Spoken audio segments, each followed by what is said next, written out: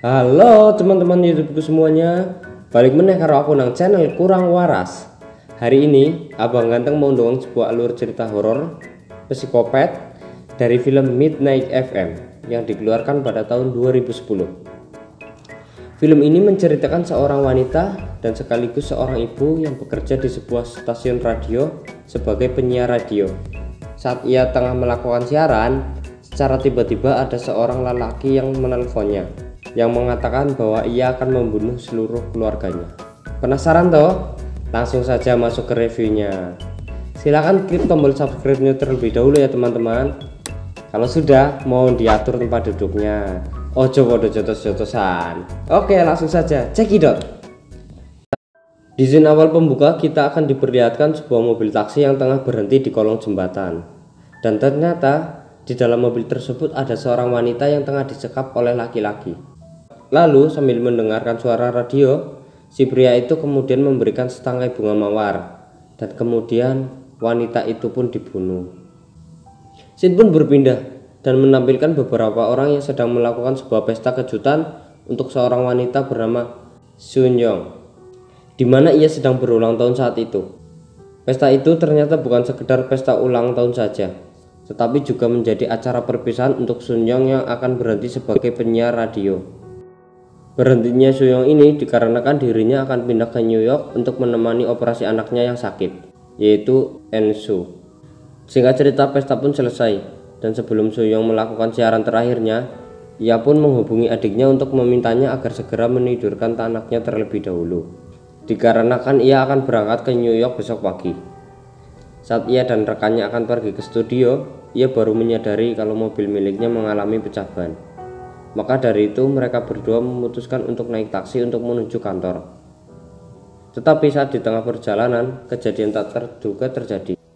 Tiba-tiba mobil taksi yang mereka tumpangi ditabrak oleh mobil lain, di mana mobil yang menabrak mereka ternyata sedang membawa seorang wanita. Karena tak ingin berurusan dengan penabrak, mereka pun memutuskan untuk pergi dan melanjutkan perjalanan. Singkat cerita, Suyong pun telah sampai di studio dan telah siap untuk melakukan siaran. Akan tetapi di sana sudah ada fan-nya yang telah menunggu, yang bernama Dokte, di mana ia mempunyai tujuan untuk melihat siaran Suyong untuk terakhir kalinya sebelum ia berhenti menjadi penyiar. Sebenarnya Suyong ini sedikit terganggu dengannya, karena Dokte ini bersikap seperti penguntit. Namun rekan Suyong yang bernama Park meyakinkan bahwa Dokte ini adalah penggemar setianya saja. Kemudian Shin pun berpindah kepada adik Suyong.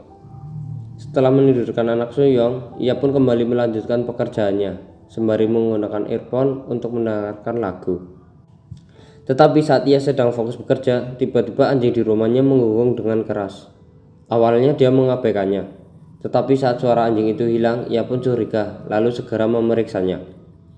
Ketika ia mulai berjalan ke arah dapur, secara mengejutkan ia melihat seorang pria asing yang telah membunuh anjingnya.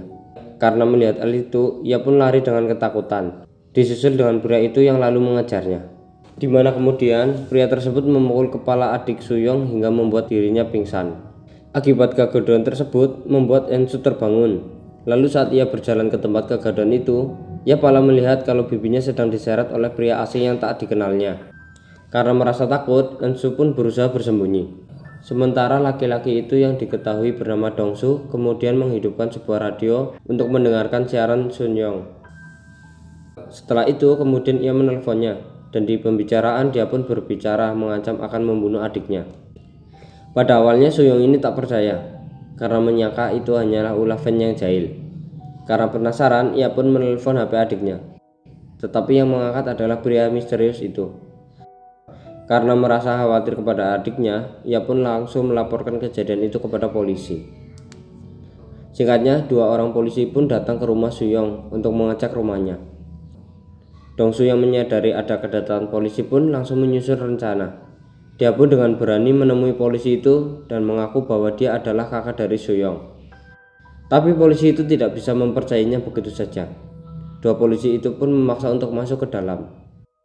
Karena tak punya pilihan lain, Dongsu pun mempersilahkan polisi itu masuk.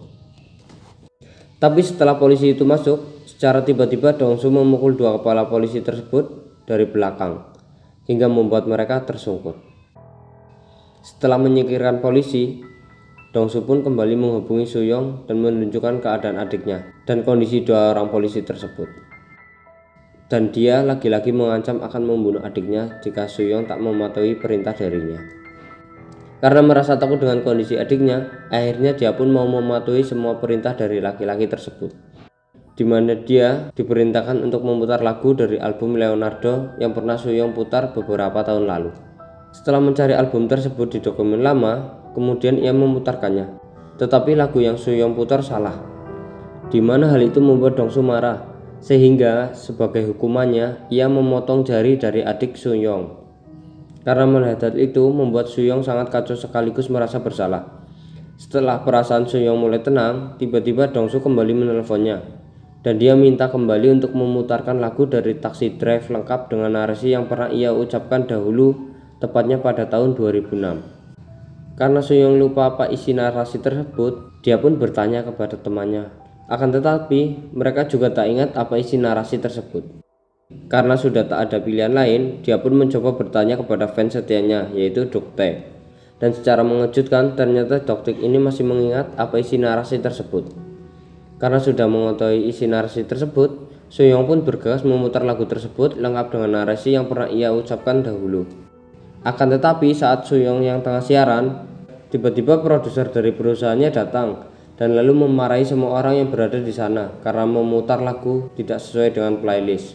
Karena sudah terlanjur emosi, produser pun kemudian mengganti lagu tersebut dengan lagu lain. Dongsu yang mendengar request lagunya telah diganti membuatnya sangat marah, dan sebagai hukumannya Dongsu pun membunuh adik dari Suyong. Karena melihat kejadian itu secara langsung membuat Suyong sangat syok, dan lalu ia pun jatuh pingsan. Beberapa saat kemudian setelah Suyong sadar, ia pun langsung menampar si produser itu dan menyalahkannya atas kematian adiknya. Singkat cerita, saat mereka sudah mengetahui semua yang dialami Suyong, produser dan rekannya hanya bisa terdiam dan mencoba menguatkan Suyong. Ia juga mengatakan kalau pria itu adalah pria yang membunuh penyiar baru yang akan menggantikan dirinya. Karena faktanya sebelum pak produser datang ke studio, ia terlebih dahulu datang ke TKP pembunuhan untuk melakukan identifikasi mayat, di mana mayat itu ternyata adalah wanita yang dibunuh di scene awal. Lalu di tengah percakapan mereka ini, tiba-tiba ponsel Suyong berdering kembali. Dan ketika ia mengangkatnya, rupanya telepon tersebut dari anaknya, Ensu, yang memberikan kode berupa ketukan. Suyong yang menyadari kalau itu adalah anaknya, kemudian ia berniat untuk pergi menyusulnya. Akan tetapi, berhubung hal ini sangat berbahaya, pak produser pun memintanya untuk tetap tenang. Tapi Suyong yang menyadari kalau anaknya sedang ketakutan, memaksa untuk tetap pergi. Ia pun kemudian berinisiatif menggunakan mobil siaran untuk menuju rumahnya, supaya Dongsu tak curiga bahwa ia telah meninggalkan studio. Dan benar saja, saat siaran memasuki segmen ketiga, Dongsu menghubunginya dan mengatakan kalau dirinya sangat kecewa saat mengetahui kalau Suyong akan berhenti menjadi penyiar radio. Di sisi lain, saat Dongsu sedang menelpon, rupanya kedua bocah ini mencoba untuk kabur, tetapi ketahuan, yang menyebabkan mereka berdua berhasil ditangkap.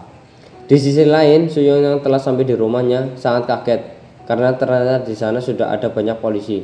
Yang ternyata polisi ini secara diam-diam telah dihubungi oleh produsernya untuk mengamankan rumah Suyong. Dan di lain sisi, rupanya Dongsu telah menyadari kalau sudah banyak polisi. Di mana sebelum para polisi ini menghubungnya, ia terlebih dahulu kabur dengan membawa dua bocil tersebut. Tetapi sebelum ia meninggalkan tempat itu, secara tiba-tiba Doktae datang dan berusaha menyelamatkan kedua anak itu, sehingga di tempat ini sempat terjadi baku hantam. Akan tetapi Dongsu yang lebih unggul karena membawa senjata akhirnya bisa mengalahkan Doktae. Dan saat Dongsu akan membunuh Doktae, tiba-tiba Suyong ini berlari ke arahnya. Dongsu yang melihat akan hal itu kemudian memutuskan untuk pergi sambil membawa dua bocah tersebut.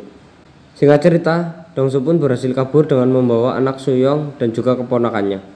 Di sini ini kita akan diperlihatkan siapa sebenarnya Dongsu. Ia ini adalah laki-laki yang mengidap penyakit mental schizofrenia, semacam gangguan mental dalam jangka panjang, di mana penderitanya akan mengalami halusinasi sehingga ia merasa kalau dirinya adalah sosok pahlawan sebenarnya. Ditambah lagi, ia sering mendengar acara siaran Suyong yang dimana sering mengangkat acara kutipan film dan semakin membuatnya terobsesi lagi. Dan oleh sebab itulah ia sering melakukan pembunuhan terhadap para pelaku kejahatan.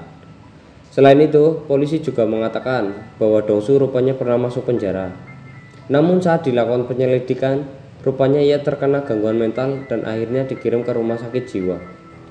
Dan ketika mereka sedang mengobrolkan ini, tiba-tiba Dongsu kembali menelpon Suyong dan mengajaknya untuk bertemu di suatu tempat. Namun Dongsu memberitahu lokasinya hanya dengan sebuah kode, di mana hanya Suyonglah yang mengetahui kode tersebut. Setelah diberitahu lokasinya, Suyong pun bergegas menuju lokasi tersebut, di mana ternyata Dongsu telah menunggunya. Dan sesaat sebelum mereka berhenti, Suyong yang ternyata sudah emosi tersebut kemudian menabrak bumper mobil belakang Dongsu, sehingga membuatnya terguling. Setelah berhasil membuat celaka Dongsu, Suyong pun kemudian berusaha mencari keberadaan anak-anaknya di tempat itu.